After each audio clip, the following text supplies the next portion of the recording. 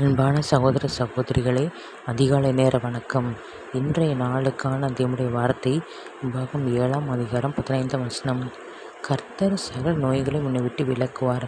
உனக்கு தெரிந்திருக்கிற எகிப்தியரின் கொடிய ரோகங்களை ஒன்றும் உன்மேல் வரப்பண்ணாமல் உன்னை பகைக்கிற யாவர் மேலும் உங்களை வரப்பண்ணுவார். இந்த வசனத்தை கேட்டுக்கொண்டிருக்கிற தெய்வ ஜனங்களே, சகல நோய்களும் விலக்கி நமக்கு ஆறுதல், சமாதானம், நிம்மதியான உறக்கம் கொடுப்பது தேவனுக்கு பிரியமான காரியம். அதைத்தான் தேவன் விரும்புகிறார், அதைத்தான் நாமும் விரும்புகிறோம். ஆகவே நாம் விருப்பத்தை கர்த்தர் நிறைவேற்றுவார். இத்தனை நோயாளிகள் ஐசியூவில் படுத்திருக்காங்க. இத்தனை நோயாளிகள் காசு பணம் இல்லாமல் கஷ்டப்படுறாங்க. ஹாஸ்பிட்டல் போகிறதுக்கு கூட காசு இல்லாமல் வழி இல்லாமல் கஷ்டப்படுறாங்க.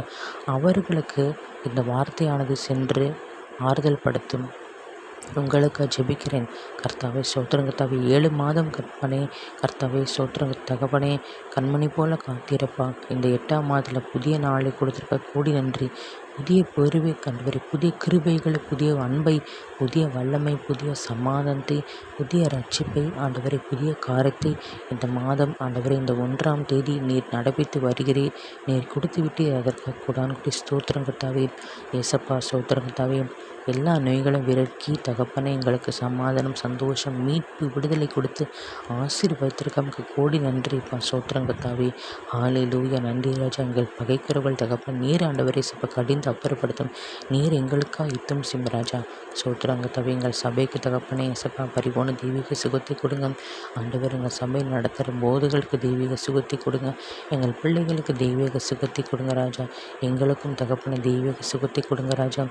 இயேசப்பா ஸ்தோத்திரம். வயது சென்ற முதியவர்கள் தகப்பனே, அவங்க ஆரோக்கியமாக இருக்க தகப்பனே, துதிக்க ஆராதிக்க கிருபை தாங்க தகப்பனே.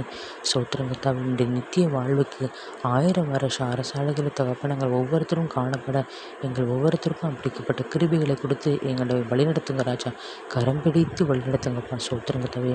நீர் எங்களுக்கு என்று நியமித்திருக்கிற பணிவிட தூதரை கொண்டு எங்கள் ஒவ்வொருவரையும் பாதுகாத்து வழிநடத்துங்க. மீட்பெரும் இரட்சகமாகிற இயேசு கிறிஸ்து இன்ப நாமத்தில் ஜெபிக்கிறேன் என் ஜீவன் நல்ல தகப்பனே. ஆமென்.